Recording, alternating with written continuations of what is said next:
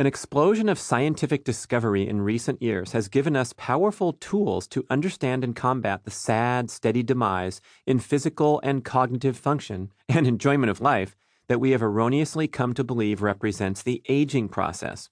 Compelling scientific evidence is accumulating each day to confirm that the conventional understanding of the aging process is an absolute farce.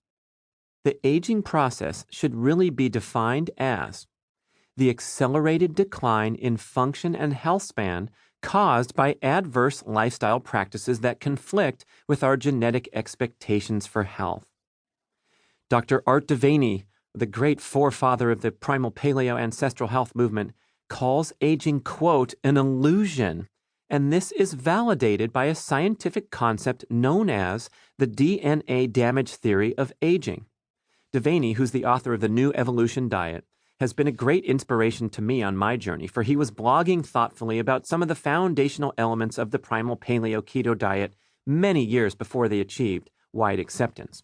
Devaney also walks his talk, maintaining exceptional physical fitness into his 80s with a truly primal exercise regimen featuring brief, ultra-explosive workouts followed by hours of fasting to achieve what he calls cellular renewal. Devaney elaborates on the illusion of aging, quote, the only genes that have been discovered to have any bearing on aging are regenerative or defensive pathways. The aging process is a loss of cell function, a loss of cell integrity, and a loss of the ability of stem cells to renew tissues. Aging basically is damage. There's no such thing as healthy aging because damaged cells are not healthy, end quote. What does this mean? Oh my gosh, aging's not inevitable. Now, DNA damage occurs as a consequence of living life. You get sore muscles after a workout, you get a sunburn when you're going to the beach, but it's the unrepaired accumulation of routine cellular damage that we inaccurately perceive to be normal and inevitable consequences of chronology.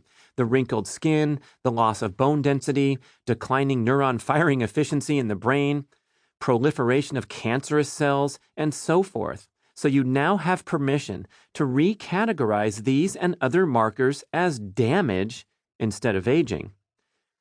Of course, the reason we don't routinely live to 150 is that even with clean living and efficient cellular repair processes, some DNA damage inevitably lingers and accumulates. This is particularly apparent in the most prominent areas of disease or obvious decline as we get up in our years: the eyes, brain, cardiovascular system, and skin, because these happen to be some of the longest lasting and hence the most vulnerable cells in the body.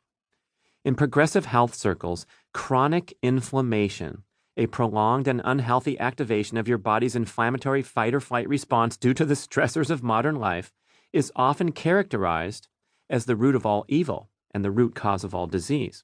In contrast, genes are hardwired to respond to brief fight-or-flight stressors with an acute inflammatory response. This is desirable. So when you hoist a heavy weight or take off sprinting, a powerful cocktail of stress hormones floods your bloodstream. Cortisol, epinephrine, norepinephrine, dopamine, serotonin. You feel alert, alive, and energized, with your brain, muscles, and organs performing far beyond baseline. The same goes for a cold water plunge.